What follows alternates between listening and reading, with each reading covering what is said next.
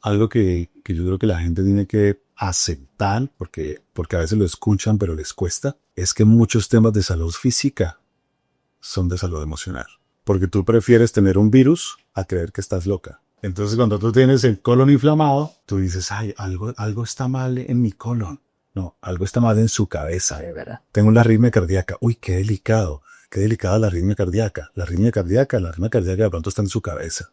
Usted puede pensar que tiene una parálisis de alguna parte del cuerpo o una contractura muscular y usted dice, ay, ¿será la ergonomía de la silla? La ergonomía de la silla no es su cabeza.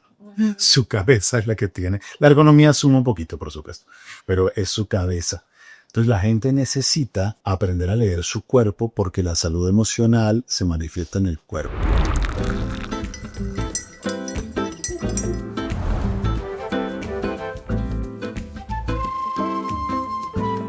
El invitado al Café Éxito de esta semana no necesita casi ni presentación. Hoy estoy con Efred Martínez. Él es un psicólogo, empresario, reconocido escritor, más de 28 libros, conferencista, pero sobre todo un enamorado de un propósito fundamental y es cómo realmente ayudar a las empresas y a las personas a desbloquear todo para vivir en propósito. Bienvenido, Efred, a este Café Éxito. Muchas gracias, Garnesa. Aquí feliz de acompañarte en este proyecto. Bueno, pues, Efren, la verdad es que tú todo, como dices, lo has investigado y creo que todo lo que tú hablas también tiene mucho fundamento científico. Hiciste un estudio, más de 40.000 personas, donde llegaste a una conclusión de que todos tenemos 5 heridas fundamentales. ¿Cuáles son esas heridas y eso cómo se traduce desde un liderazgo o en un entorno profesional? Mira, investigamos cuáles eran como las sensibilidades que los trabajadores podían tener frente a ciertos temas psicológicos y que hacían que se estresaran más fácil. Y encontramos 4 grandes sensibilidades empíricamente y agregamos una quinta pensando en aquellos que tenían las 4 sensibilidades, como los hipersensibles. Pues encontramos que eran personas que se estresaban muy fácil porque tenían una presión a no equivocarse, no fracasar o no errar, como una sensacioncita de me faltan 20 centavos para el dólar. Esos los llamamos los insuficientes. Encontramos una segunda, que eran aquellos que tenían mucho miedo a ser rechazados, a ser criticados, a ser desaprobados y que se sentían como bichos raros en los diferentes entornos, y haciendo un esfuerzo gigante por pertenecer, pero teniendo un sentimiento de no pertenencia. Y a esa herida o a esa sensibilidad o a esa vulnerabilidad la llamamos rechazo.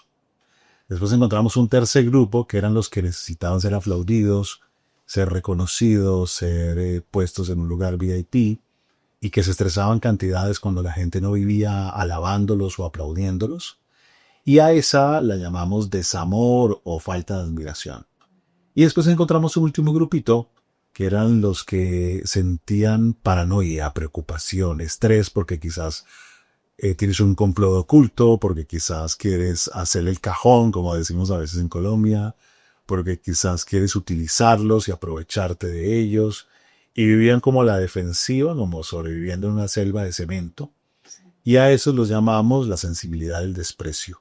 Y esas 4 grandes sensibilidades son la base de los detonantes invisibles del estrés que uno ve en las organizaciones. Hay gente a la que no le importa dar un feedback, y hay gente que 3 días antes de dar un feedback le duele el estómago y no duerme. Hay gente que no le importa hablar en público, mientras que hay gente que le tienes que avisar 3 semanas antes para que se mentalice y pueda hacerlo. Entonces diseñamos una prueba que nos permite detectar esas sensibilidades particulares para que la gente pueda tener las rutas de desarrollo personal personalizadas y que pueda chequear como dichos triggers que tiene en su vida para seguir avanzando.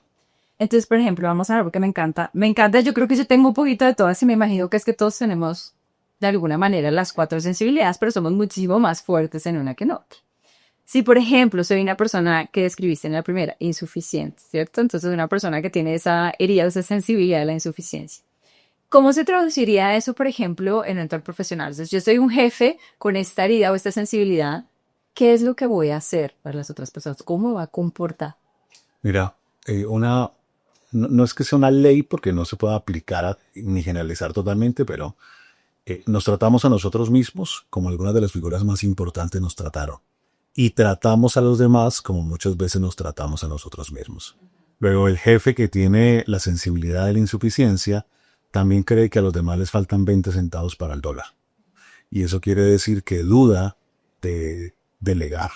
O sea que tendemos a microgestionar. Totalmente, el micromanagement le va a salir todo el tiempo, va a estar supervisando, va a estar corroborando una y otra vez que si lo hayas hecho bien, va a tener dudas acerca de si das el nivel o das la talla, te va a subestimar. El tema es que se va a agregar mucho trabajo encima a este jefe. Vive abrumado. Vive abrumado totalmente y cuando de manera inteligente ya aprende que tiene que delegar, gasta más tiempo supervisando que mejor lo hubiera hecho ahí o ella. Entonces le da lo mismo y se va a enfermar.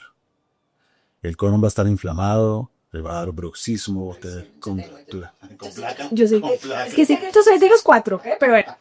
La insuficiencia, por ejemplo, yo la viví mucho cuando vivía en NASA, cuando gerenciaba equipos allá. Era una persona que incluso me decían, es que tú microgestionas. Yo decía, ¿pero por qué? Yo no estoy microgestionando, es que necesito asegurar que el control y la calidad estén ahí.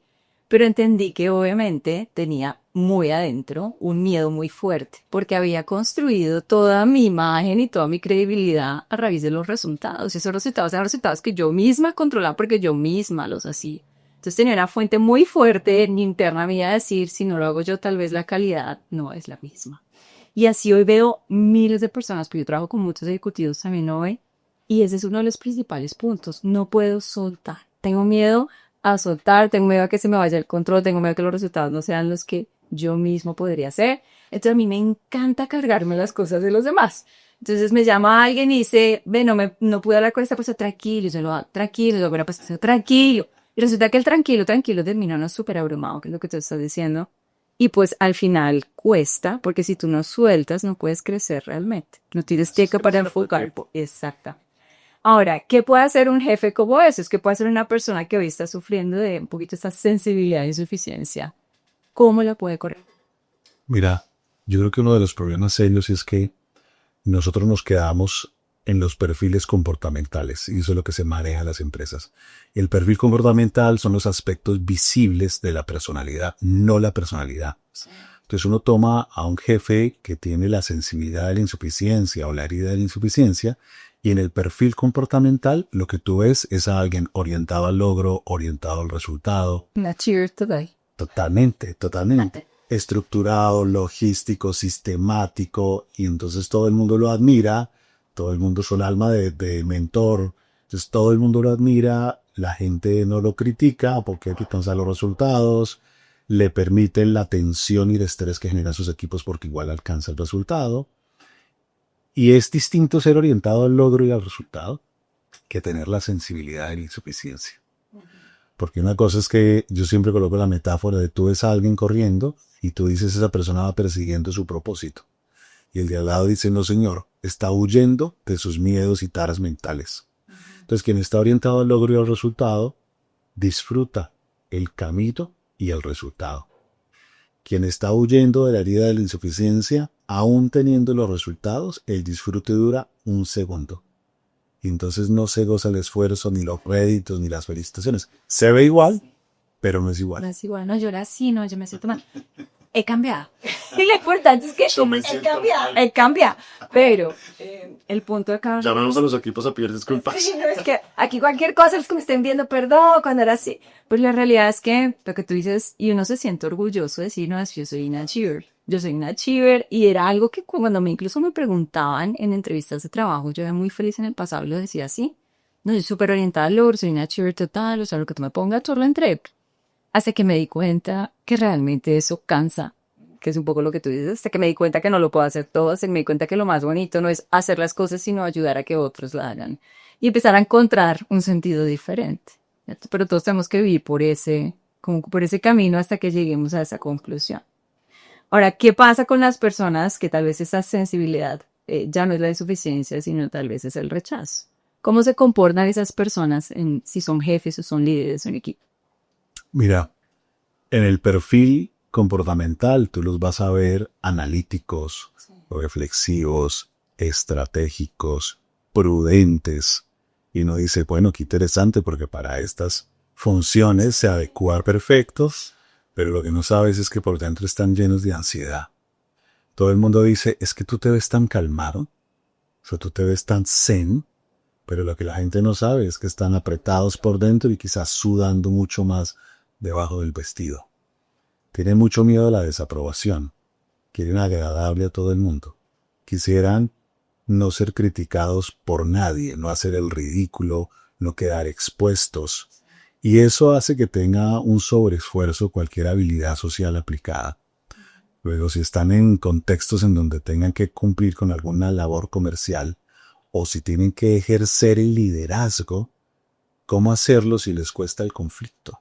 Tienen mucho miedo del conflicto, se vuelven complacientes. ¿Conciliadores o complacientes? Hiper conciliadores. No conciliadores en el buen sentido de qué valioso, no, son hiperconciliadores. Son complacientes, ceden a cosas que no deberían ceder. De hecho, les gusta, entre todos lleguemos al acuerdo, no les gusta tener la última palabra, no les gusta tomar la decisión, les gusta respaldarse en la fuerza del equipo. Sí. Ahora, a veces no defienden a su equipo hacia arriba. Les cuesta, les cuesta el conflicto con lo que estiman como autoridad. Sí. Entonces tú los ves tímidos o buscadores de aprobación. Pero eso se puede disfrazar porque en los entornos laborales la razón y la argumentación sirven para un montón de cosas, pero en el fondo uno se da cuenta. Uno se da cuenta porque sabe que, decimos en Colombia, aguas tibias. Son como aguas tibias. Sí. No se posicionan ni para un lado ni para el otro. Y realmente en un entorno profesional, pues tener esa determinación, carácter y fuerza para poder exponer tu punto es fundamental. Tienes que defender tus ideas, sí, defender tus argumentos. No puedes estar asustado con algún debate porque vamos a debatir las ideas, no es personal. Y esta gente toma las cosas personales, como que los estás atacando a ellos y no a sus ideas. ¿Y de dónde sale, por ejemplo, esta creencia? Porque yo entiendo que muchas de esas sensibilidades se forman en una etapa temprana en nuestra vida, seguramente con nuestra familia, en un entorno donde nosotros fuimos creciendo, y eso se va como simplemente consolidando de manera inconsciente en nuestra cabeza hasta el punto que uno ni se da cuenta, pero al final tiene la sensibilidad a flor de piel, se llama eso. ¿Qué puede hacer uno entonces si uno tiene un poquito esa sensibilidad o esa herida del rechazo? Porque suena fácil, uno dice, no, en el de suficiencia pues tienes que soltar, tienes que acostumbrarte, tienes que accionar, tienes que empezar a ver y a sentir que también a través de las otras personas puedes llegar incluso a resultados muchísimo mejores. Ahora, si yo tengo la herida del rechazo, ¿qué tengo que hacer para poderla sanar? Mira, uno tiene que conocerse. Sí. Y conocerse no es tan cómodo. Y la gente a veces dice, no, yo sí me conozco un montón. Claro, conoce lo que es bonito de observar. Pero hay que conocer realmente la vulnerabilidad al fondo. Cada sensibilidad o cada herida o cada vulnerabilidad, como cada quien quiera llamarlo, tiene un sistema de creencias y tiene unas memorias afectivas. El sistema de creencias tiene que ver con aquellas cosas que te parecen graves, terribles, insoportables o desastrosas en la vida. Por ejemplo, en la insuficiencia, tú crees que equivocarse es lo más grave de la vida, que fracasar es lo más grave de la vida, y vives acorde a esa creencia. En el rechazo crees que ser desaprobado es lo peor que te puede pasar, que ser burlado o humillado en público es lo más grave que existe en el planeta. Y actuando en coherencia con eso, te dedicas a armar tu vida y tus escenarios en donde eso no se vaya a volver realidad.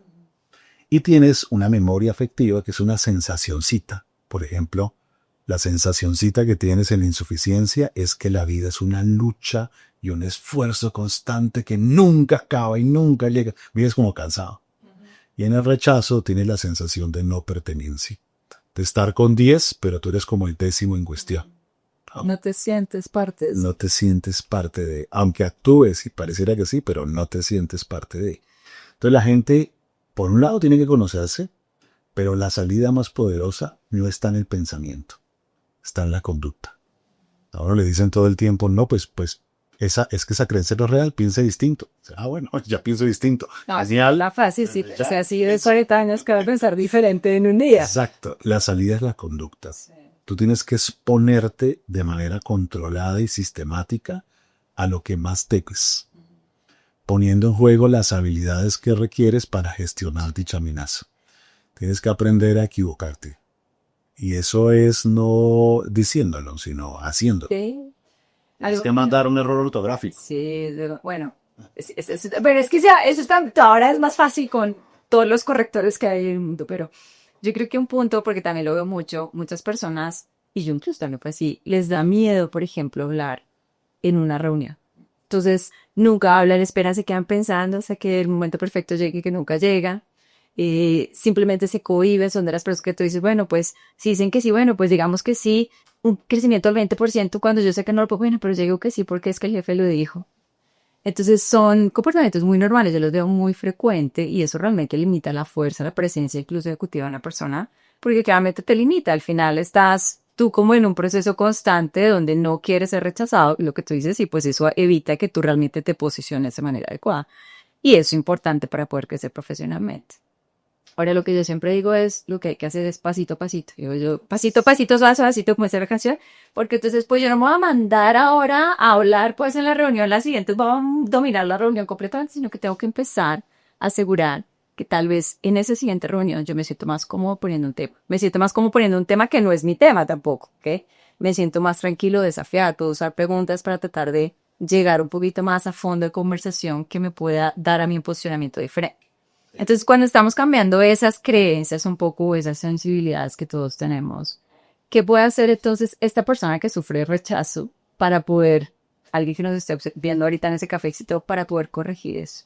Mira, uno, los contextos varían en amenaza, pero normalmente las sensibilidades se manifiestan en todos los contextos. Es decir, si tú eres tímida en el escenario laboral, muchas veces no es el único escenario en el que eres tímida. Si tú eres rígida en el escenario laboral, muchas veces no es el único escenario. Tienes que medir cuál es el contexto más amenazante para colocarlo en la escalerita de retos. Y tú puedes al principio empezar en unos contextos que no sean tan amenazantes. Entonces, ¿tienes miedo al rechazo y a la burla? Listo. Vamos a meternos a clases de danza árabe. Vamos a meternos a clases de improvisación teatral. Vamos a ir a karaoke. Vamos a empezar cantando en la ducha primero. Sí. Vamos a empezar a hablar con desconocidos. Vamos, y cuando ya te sientas más listo, empiezas a hacer pequeñas cosas en otro contexto. Si el laboral no es tan amenazante, sino un nivel medio, pues ya incluyes el tema laboral. Es como sacar músculo.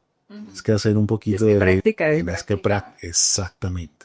Entonces necesitas hacer cosas que te expongan a la posibilidad del ridículo, a la posibilidad del rechazo, a la posibilidad de la desaprobación, y lo vas fogueando en los diferentes contextos de la vida hasta que el músculo sea suficiente para que te expongas cada vez a auditorios más complicados o con más nivel que generan cierta angustia, pero ya vienes con cierto músculo. Si te vas de una a saltar a un nivel 5 de exposición, se te abre la diana.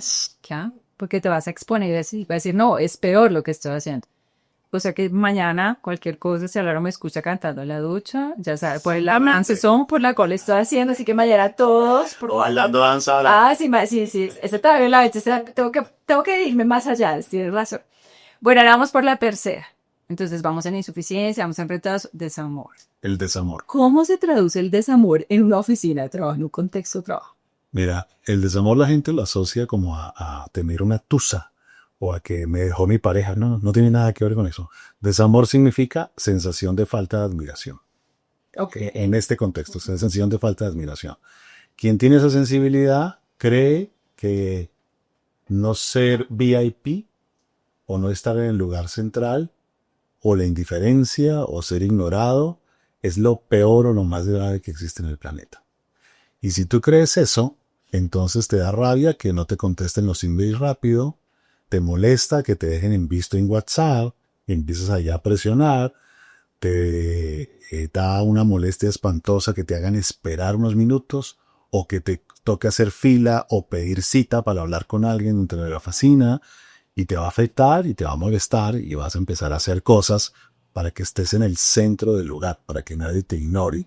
Entonces vas a tratar de ocupar el espacio con todas las palabras, siempre vas a tener que decir cosas, así no digas nada, pero tienes que llamar la atención de alguna forma. O sea, el jefe que se para y dice, es que yo soy el jefe aquí. Ese es el blender. Exactamente. O sea, lo identificamos. Necesitas imponer un lugar donde todo el mundo tiene un tema con respéteme. Entonces empieza a hacer que aquí se hace lo que diga yo, si no, puerta abierta. Ese es el perfecto. Y se rodean de gente que todo el tiempo esté alabándolos, que todo el tiempo esté vanagloriándolos. Es como el... Y en cambio aquellos que son como críticos, más bien como que Claro. Este no. Claro, porque sienten esa posibilidad de ser cuestionados y desafiados en su propia autoridad, ¿cierto? Entonces, de ahí entiendo el desamor y yo creo que hay muchas personas que realmente están padeciendo un poquito de esta sensibilidad porque todavía se ven estilos de liderazgo muy marcados. Pero cantidades. Mira, mi último libro, bueno, no sé cuándo sale este podcast, pero el libro 27, que se llama Los 7 pecados del líder. Cuando lo estaba escribiendo le pregunté a un grupo de amigos empresarios, les dije, venga, ¿cuál es su principal pecado? Y todos dijeron, presidentes de compañías, la soberbia. Y entonces yo les dije, el narcisismo. No, eso sí, nunca. ¿Qué puede hacer un jefe que está con sensibilidad al desamor para cambiar? Mira, necesita conexión y vulnerabilidad especialmente. Vulnerabilidad es poder ante los ojos de los demás contar sus batallas y sus fracasos, contar los aprendizajes de sus errores, no mostrarse como un producto terminado que todo el mundo debe aplaudir, sino relatar todas aquellas cosas que le quedan grandes, las que todavía mantienen proceso, las deudas pendientes de aprendizaje de lo que no sabe, para que las demás personas empiecen a no tener miedo, porque generalmente la gente que tiene esta sensibilidad le genera miedo a los miembros de su equipo.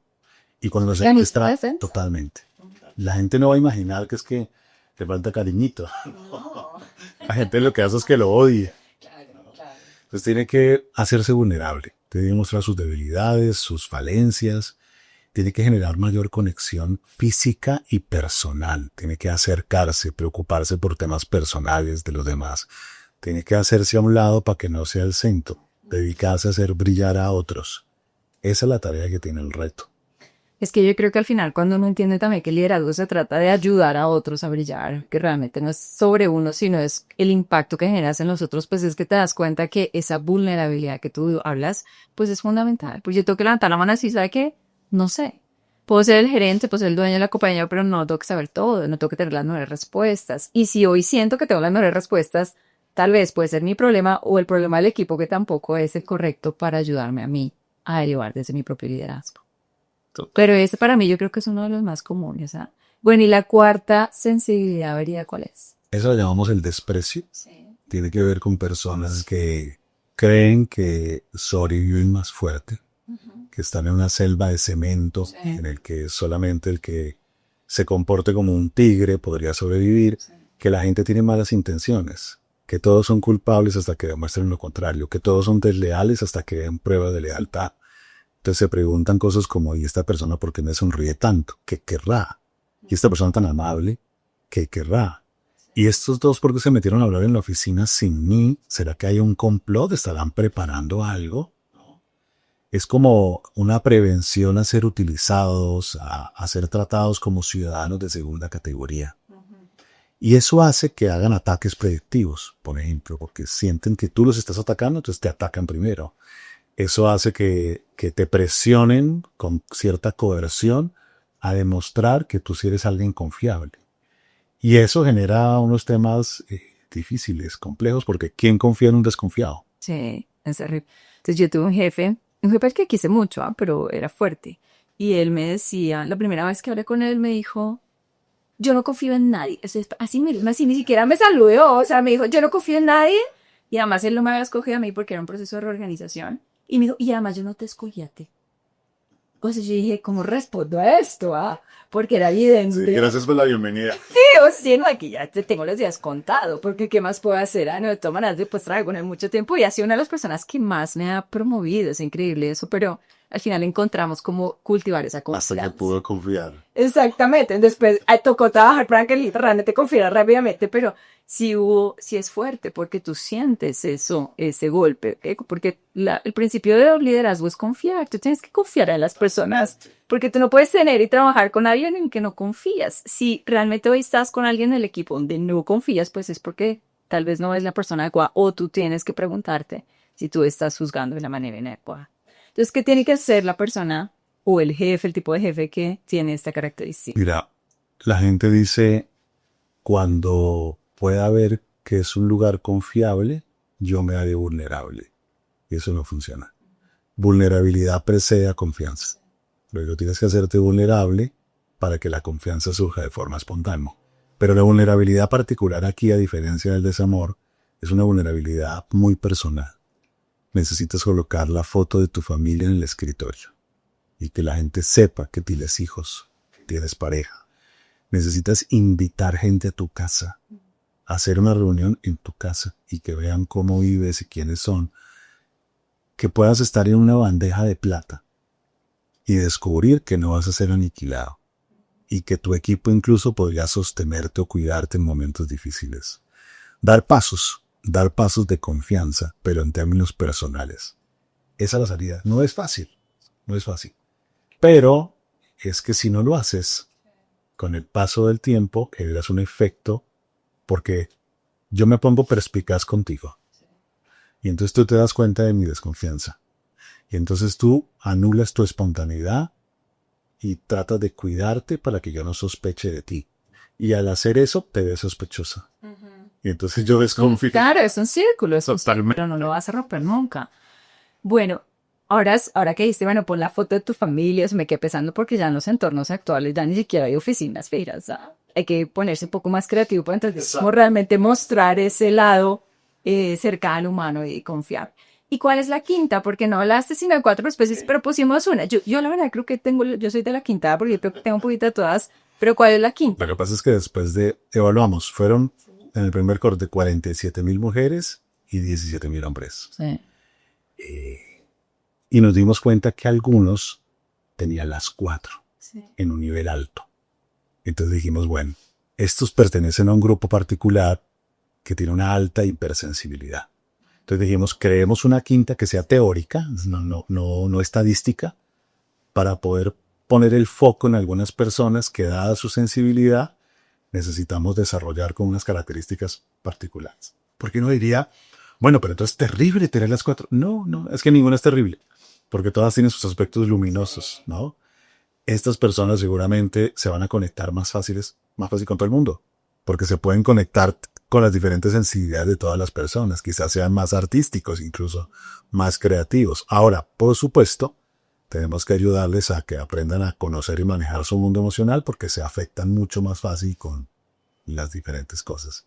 Entonces esa la creamos como una manera de decir, hay un grupo en particular al que tenemos que prestarle una atención diferencial. Esas son las 5 grandes sensibilidades. En el entorno laboral no las planteamos como heridas, porque eso asusta. Así que tengo empleados con heridas, ¿eso qué es? No. Le ponemos áreas profundas de mejora. Okay. Y suena Me encanta. genial. De esas, he recibido muchas áreas profundas de mejora, lo tengo que decir. Ok, entonces, ¿qué tanto sientes tú ahora, por ejemplo, que el entorno laboral está muchísimo más abierto a trabajar sobre esas áreas profundas de mejora que mencionaste? Yo creo que la pandemia nos ayudó un montón con eso, sí. Sí, porque digamos que antes de la pandemia la gente se deprimía, la gente tenía ansiedad, la gente tenía insomnio, la gente estaba estresada, igual. Pero llegó la pandemia y eso visibilizó muchas cosas. Entonces, hoy hablar de emociones no es un tema tan vedado. Hoy hablar de salud mental no es un tema tan vedado. Hoy la gente ha entendido que uno puede contratar por un perfil comportamental que se adecua al cargo con el conocimiento que se requiere y que eso no garantiza que esa persona tenga un buen desarrollo o que esa persona no afecte los entornos. Entonces hoy se atreven a mirar otras cosas. Lo que pasa es que hay que mirarlas de una manera que sea útil para todas las partes. Que si hoy sale que estás estresado, ahora se volvió una enfermedad. O sea, si estás estresado, está enfermo. Y si usted está enfermo, entonces la empresa se mete en problemas, se crea un fuero y tiene, ¿no? Y entonces eso hace que mintamos descaradamente porque necesitamos no asumir que nadie está estresado porque si no nos metemos en problemas como empresa. O si alguien dice que está estresado, entonces se vuelve un tema. Entonces nos toca en las empresas maquillar las cosas. Vamos a ver qué tan duro me da por decir esto, pero eso es una realidad que tenemos aquí. Sí. Y el asunto es que, aunque no digas algunas cosas, sí hay gente que está estresado y que está enferma, por supuesto. Pero yo te quiero decir que es mucha la gente que está estresada y está enferma. Lo que pasa es que se asocia todavía con debilidad. Entonces tú no sales tampoco a tu oficina, ni a tu jefe, ni a otros jefes a decirles, no, es que yo estoy muy estresado. Esto. En Colombia no es tan común. En otros países de Latinoamérica creo que se ha abierto un poco más ese espectro. Yo que trabajé en Brasil, me parece que esa parte emocional y mental es todavía muchísimo más abierta. Pero en países como Colombia, o tal vez incluso México, otros países de Latinoamérica, es muy cerrado. Sí. Porque pues simplemente tenemos miedo un poquito a mostrar eso, porque lo asociamos con debilidad. ¿Cuáles crees tú que son como esos asesinos silenciosos del bienestar mental o la salud mental de un líder que tenemos que revisar o tener cuidado? Decir, uy, no, si estoy viendo estos síntomas, puede ser que realmente esté cayendo en una etapa de, pues, de burnout o estrés crónico. Mira, algo que yo creo que la gente tiene que aceptar, porque a veces lo escuchan pero les cuesta, es que muchos temas de salud física son de salud emocional. Y a la gente le cuesta eso cantidades. Porque tú prefieres tener un virus a creer que estás loca. Ay, menos mal que es un virus, no que estoy loca. Por tristeza, más.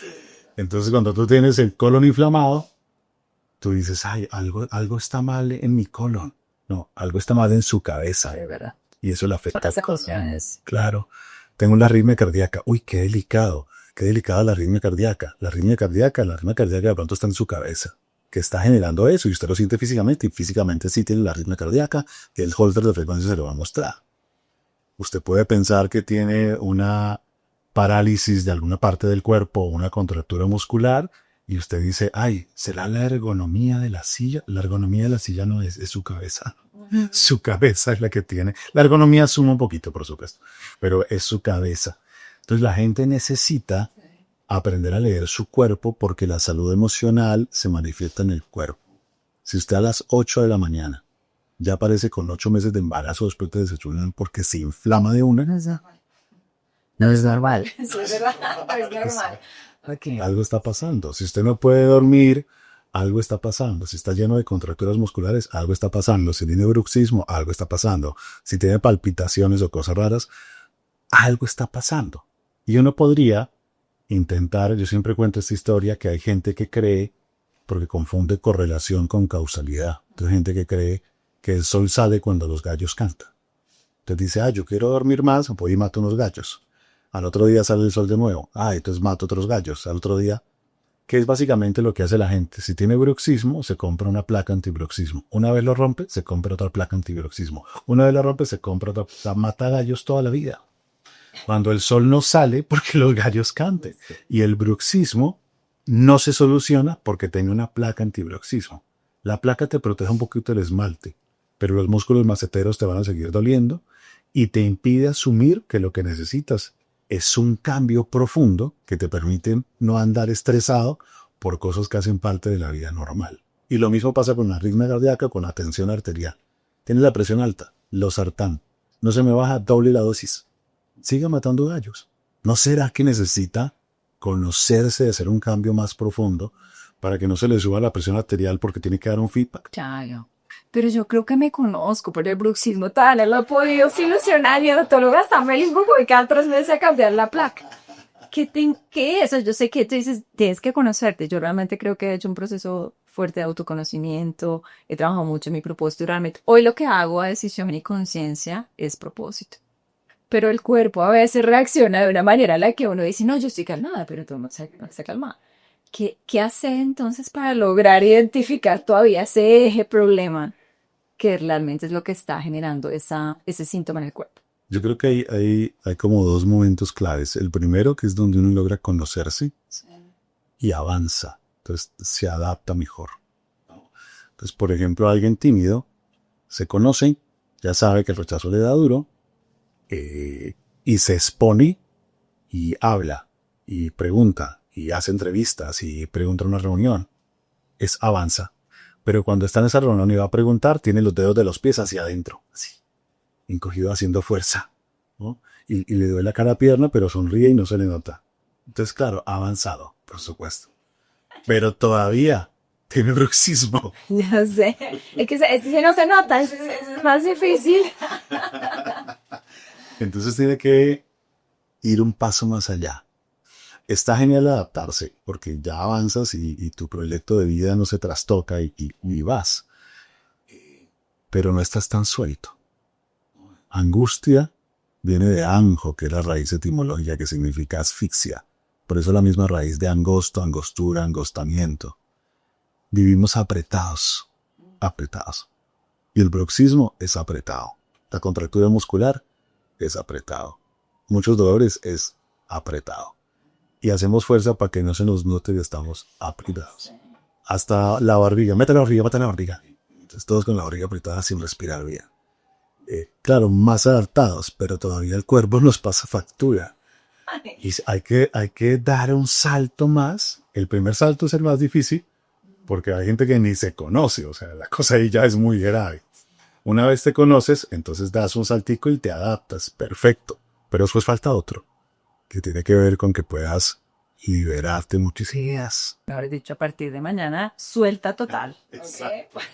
Para A bailar, mucho más, es verdad. Mañana tengo muchas tareas. Cantar en la ducha, soltar completamente, danzar, muchas cosas vamos a hacer. ¿Cuál es entonces esa herida de Fred? Perdón, esa sensibilidad o esa área profunda de oportunidad. La área de oportunidad de Fred, ¿cuál sería aquí? Yo creo un sistema que en 15 minutos evalúa el tamaño de tus heridas o sensibilidades, evalúa aquello que te las puede disparar y evalúa la forma como matas los gallos, para que eso igual alivie, pero no funciona. Sí. La última vez que me apliqué el sistema, tenía en un nivel medio la herida de la insuficiencia. La primera vez la tenía alta, que fue hace una década más o menos. La segunda vez la tenía media. Lo que me la dispara especialmente son dos cosas, la ineficiencia y la coerción. Sentir que me obligan a, que me presionan a, que me toca algo en donde yo no participo, eso me genera tensión. Y la ineficiencia, que es cuando las cosas no van a la velocidad que yo quiera. Y la forma como intenté por años manejar todo eso fue a través del control perfeccionista. Hoy en día todo eso lo tengo en un nivel medio. Quiere decir que solamente en ciertas situaciones más o menos extremas todavía sí me enciendo en llamas todavía. Es que yo creo que es parte del ser humano, ¿no? O sea, al final uno lo puede controlar, uno puede trabajar en esas oportunidades, pero pues al final siempre va a estar, ¿cierto? Tiene uno que trabajar constantemente, es una evolución constante, hay que ser muy consciente de cómo realmente lo puede ir trabajando. Sí. Y los cambios de contextos reavivan cosas. Sí. O sea, te cambias de país, te cambias de industria, te cambias, o en la misma organización, te cambias de lugar y se reavivan cosas que tienes que saber gestionar rápido para que eso no te vaya a aniquilar. Y eso pasa mucho, lo acabas de decir, personas, por ejemplo, que son promocionadas, no necesariamente, o no hacen el cambio, no entienden un poco el impacto, cómo se tiene que generar, y empiezan a crear un montón de inseguridades, porque simplemente están acostumbrados a que algo que hacían en el pasado funcionaba, ahora no funciona de la misma manera. Y es un poco esa misma evolución desde el liderazgo, decir, bueno, ¿qué es lo que realmente ahora en este nuevo rol tengo que hacer? ¿Cómo lo puedo trabajar? ¿Qué tengo que realmente gestionar desde mis propios conocimientos, miedos y más para tener un impacto? Y les suben a alguien del equipo a que ahora lo lidere y sigue haciendo las mismas cosas que hacía en el equipo porque es su zona común y lo otro, y nada, o sea, no logra dar el salto, no se pregunta cuáles son las nuevas habilidades que requiero, ni cuáles son los nuevos conocimientos que requiero, ni cómo es la mejor forma de gestionar el tiempo ahora. Entonces es como un miembro del equipo más que ahora trabaja el doble, pero nadie lidera. Sí, es verdad. Eso tienes toda la razón. Bueno, hablando un poquito de tu libro de 7 pecados del líder, ¿cuál es el pecado que tú ves más común, por ejemplo, en un entorno latinoamericano? Mira, hicimos el estudio que dice, las dos áreas profundas de mejora más grandes son insuficiencia y desamor. Esas son las dos grandes en el mundo latino, tanto en hombres como en mujeres. Después dijimos, ok, vamos a preguntar cuáles son los detonantes de esas sensibilidades y preguntémonos en hombres y en mujeres. Pues en los hombres, la coerción y la subestimación les detona con fuerza la insuficiencia y el desamor. Parece ser que en general, pues no para todo el mundo, pero digamos que en promedio, Para el hombre es muy importante sentir que no lo ves como si le faltara, como que no está listo, como que no da la talla o no da el nivel. Y también le molesta que no lo tengas en cuenta para las metas, que no lo tengas en cuenta para lo que hay que hacer, que le des órdenes todo el tiempo. Eso lo afecta, subestimación y coerción. Y las mujeres, la indiferencia y la desaprobación, ¿no? Que no les pongas cuidado, que no les des la palabra, que les desapruebes. Y cuando teníamos el mapita de las áreas profundas de mejora en Latinoamérica y los detonantes de esas áreas, dijimos, ahora preguntémonos cómo lidian las mujeres y los hombres con esos detonantes del estrés.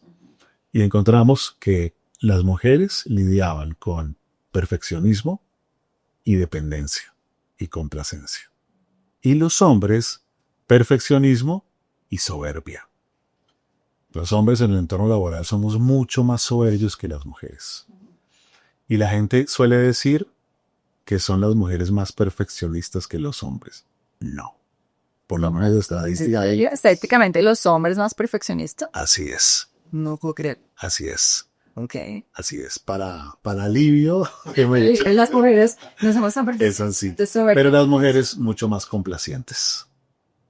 Pues que yo creo que viene muy cultural, ¿no? También. Realmente. O sea, uno también desde muy chiquito, bueno, yo sé que las generaciones están cambiando mucho, pero uno le enseñaron a eso, que al final, pues, uno siempre tenía que hacer caso, uno, pues, de alguna manera siempre tenía que estar dispuesto a decir, bueno, sí, hay que hacer esto, yo cedo para agradar a los demás. En un lenguaje psicológico diríamos, los hombres son más obsesivos y narcisistas. Sí. Y las mujeres son más obsesivas y dependientes. Tienes toda la razón.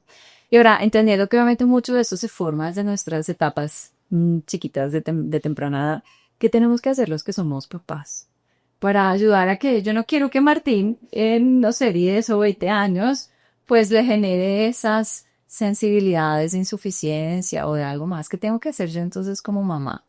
Mira, una vez identificas las creencias que tienes de cada área de mejora, tienes que lograr no tratar a tus hijos desde ahí. Es decir, veamos, insuficiencia. ¿Cuáles son las creencias? Equivocarse es lo más grave del mundo, fracasar es lo peor que hay. Si tú crees eso, vas a tratar a ese niño desde ahí. Porque tú no quieres que ese niño viva lo peor que hay en el universo, que es equivocarse. Entonces tienes que educarlo, supervisarlo para garantizar que no se vaya a equivocar. Si tú crees que lo más grave de la vida es el fracaso, y lo ves ahí como que es dormiloncito, como que no se esfuerza, que vas a empezar a apretarlo, porque la vida es un esfuerzo, la vida es una lucha, porque después en el mundo le va a ir muy mal, porque es todo feliz, niño feliz, qué horrible. Entonces, desde esas creencias, le vas a contagiar tu propia locura. Eso es lo que uno quiere hacer como papá. O, por ejemplo, en la herida del rechazo. ¿Crees que la burla o la desaprobación es lo peor que hay? Y cuando tu hijo te dice, ay, ma, es que no quiero ir a esa piñata, tú dices, ay, bueno, amor, quedémonos entonces aquí, vemos nuestro plan favorito, una peli, porque tú tienes la creencia que la desaprobación y el rechazo es terrible y tú tampoco quieres ir a hablar con las otras mamás. Ay, no me hagas sentir mal. No vayamos a la piñata, yo me quiero quedar. No, cero, hay que llevarlo a todas las piñatas. Es más, cuando haya un vecino por ahí que no conozca y tenga una piñata, tiene que igual meterse allá. Ay, Dios mío, ya estoy saliendo de este cafecito como muchas tareas. ¿Cómo así? Claro, ese niño necesita cantar, bailar, venir, hacer karaoke. Necesita tener deportes de contacto. Y tú dices, ¿qué deporte quieres practicar? Ajedrez. Maravilloso, pero después de la clase de taekwondo. ¿No? ¿Y qué otro quieres? No, natación. Claro que sí, pero después de la clase de jiu-jitsu. No, porque ese niño necesita exponerse, tener contacto interpersonal, competir.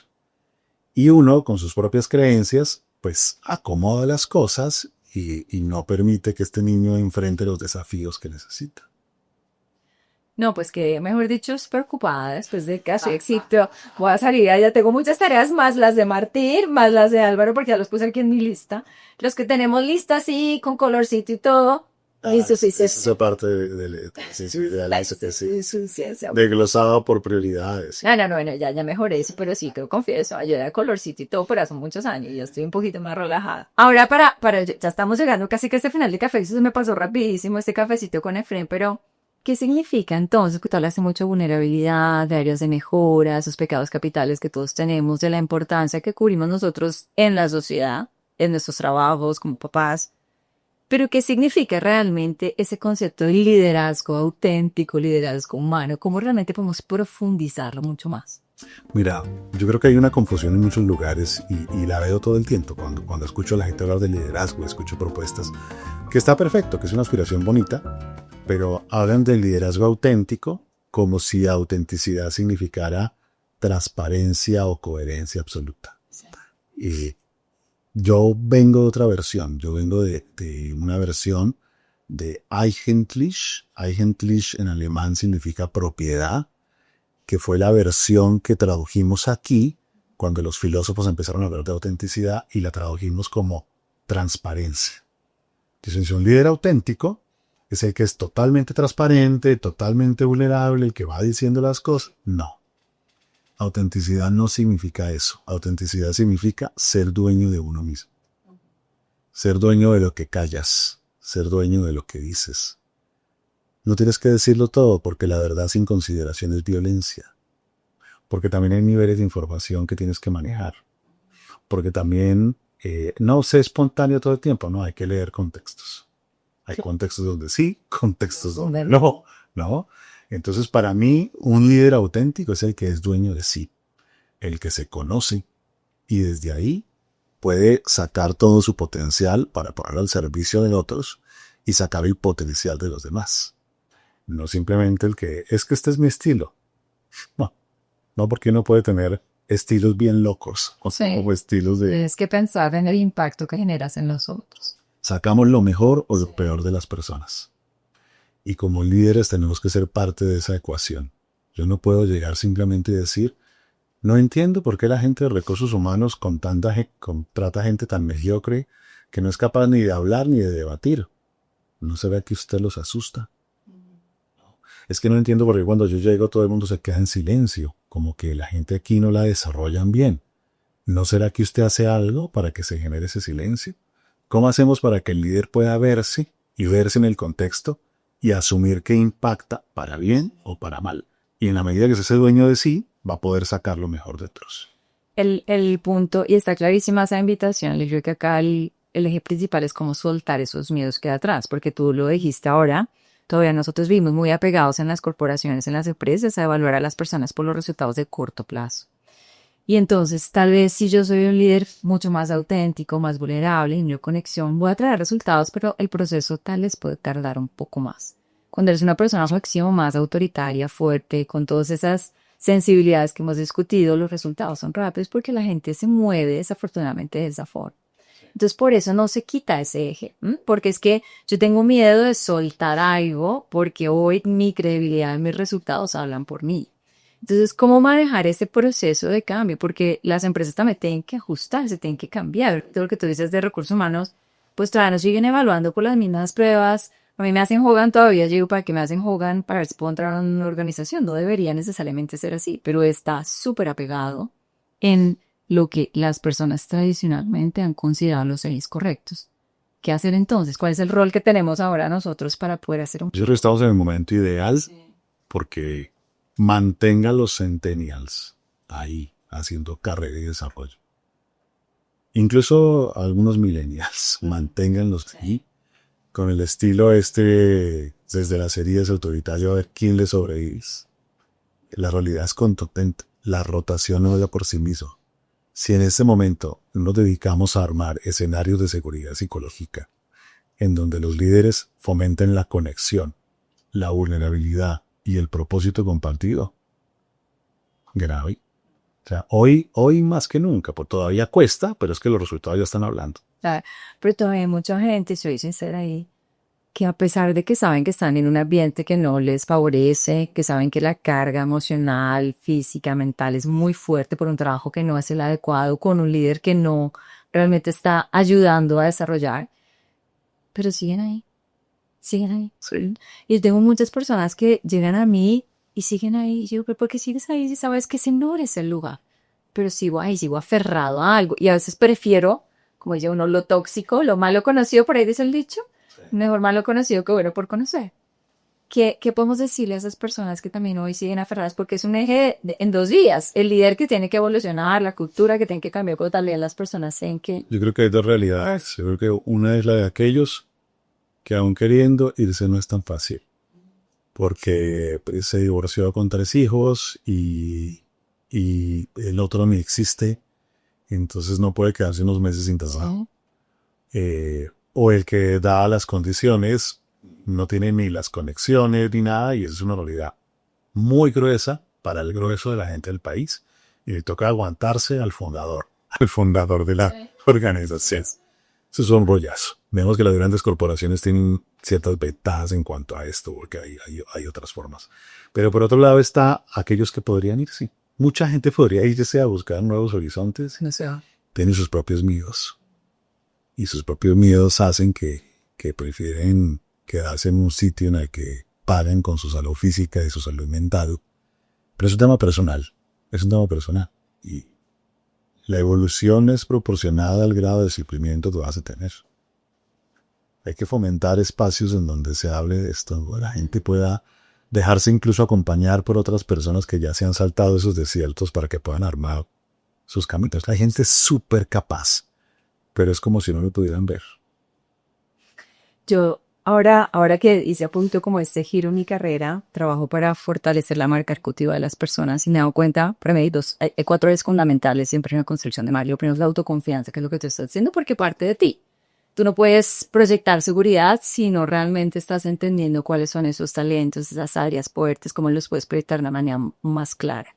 Toda la presencia ejecutiva tiene mucho que ver con la comunicación, la capacidad que tienes de entender a la audiencia, cómo realmente generas un impacto que no es para ti, sino es para los demás, cómo te conectas para asegurar que esas conexiones te abran esas puertas. El propósito, porque yo siempre soy igual a ti, siento que si no hay propósito, no hay futuro al final. O sea, puedes estar haciendo algo hoy, pero si no tienes ese eje que es tan importante para ti, que realmente te motiva y te da como esa gasolina diaria para poder enfrentar los desafíos. Y el cuarto mente es cómo realmente logras expresar todo eso, posicionarte a través de una marca que realmente te distinga en un entorno profesional. Entonces, yo veo mucho hoy lo que tú dices, personas que tienen mucho talento, personas que incluso tienen posibilidad de hacer algo diferente, pero están simplemente atados al miedo de cambiar. Entonces, tal vez este es mi entorno y yo aquí generé mi identidad porque es que yo era el gerente de tal, hacía esto, tengo gran experiencia y ahí me quedé. Y cuando llegan momentos de transición, porque a todos les llegan, pierden completamente su identidad, salen de foco y el estrés tan fuerte que genera eso alimenta todavía mucho más esas inseguridades o esas sensibilidades. Pero teniendo posibilidades.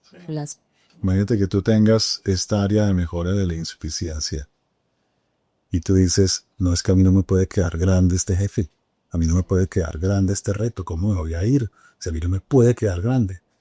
Sí le puede quedar, ¿por qué no le puede quedar grande? ¿O por qué no querer otra cosa? O tienes tú el área de mejora del rechazo y tienes miedo de decirle a tu jefe que te quieres ir y te quedas 8 meses a punta de miedo. O lo que tú dices ahora, tienes el área profunda de donde necesitas admiración y estás en un lugar donde ahí te aplauden y ahí te dicen cosas, pero ya antes ya no quieres otra cosa, pero estás ahí como me voy para otro sitio a exponerme. No, es que además yo te digo que, y yo bueno que lo vi, el mundo corporativo, el mundo empresarial, pues también tiene muchos beneficios y te da una identidad rápida. Lo más fácil es decir, ¿y tú quién eres? Y tú respondes, soy el gerente de tal empresa, eso es facilísimo.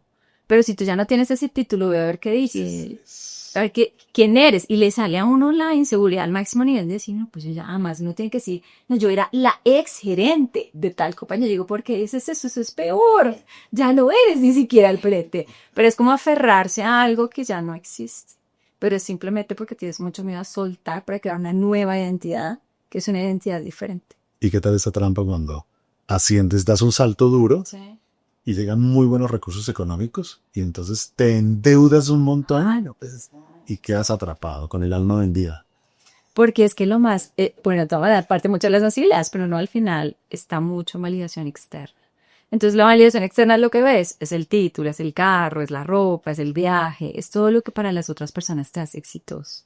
Y la realidad es que eso en algún momento se va, desaparece. Y lo único que permanece es tu esencia, es tu fuerza. Por eso es tan importante, yo siempre parto de eso en cualquier trabajo que hago, la esencia de la persona, el propósito de la persona, porque esa persona lo quiere hacer.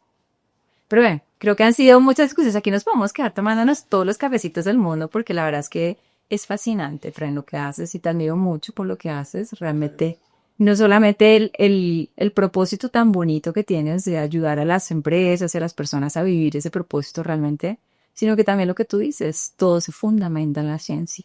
Y eso es algo que no se puede desconocer porque acá hay muchísimo trabajo, muchísima investigación. No sé cómo uno escribe 28 libros, estoy tratando de agarrarse. En el tiempo libre. En el tiempo libre entre conferencias y conferencias está difícil, pero realmente hay mucho que quieres entregar a leyendas. ¿Cuál es ese sueño que Fran tiene? ¿Cuál es esa visión un poquito de Fran hacia el futuro? El acceso. Yo estoy obsesionado con el acceso. Es decir, hasta el 2020, mucho de lo que hicimos en mi grupo los primeros 20 años estaba limitado a los presidentes, a la élite. Y del 2020 hacia acá hemos virtualizado todo, generado software, generado sistemas para reducir los costos a tal punto que esto pueda ser accesible a esa gente que en las empresas no les llega. Es decir, los buenos procesos llegan a cierta capa de la organización, pero de ahí no baja. No baja. Si tú bajas los costos a la 10ª parte, es posible que eso alcance a bajar. Y esa es como mi obsesión central en este momento. Acceso. Okay. Bueno, entonces ya todos sabemos, creo que acá tenemos muchísimas herramientas que han sido construidas muy poderosas, muy potentes, que nos pueden dar un autoconocimiento que es la base para construir esa esencia de liderazgo. Efren, me ha encantado. Muchísimas gracias. Sí, Carmenza. ¿Quieres cerrarnos aquí con cuál es tu mantra principal? Esa frase que tú te repites todos los días que dices, me ayuda a mí a trabajar en esas áreas de oportunidad de manera constante. ¿Tienes algo? Tengo 2 y me las pongo en el celular.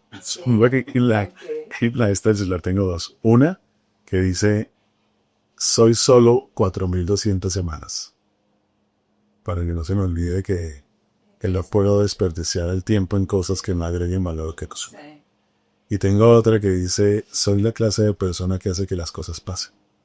Eso me ayuda, no tengo pereza. Levantarme. Puedes levantarte, ponerte en foco. Esa me gusta, esa también la puedo adoptar.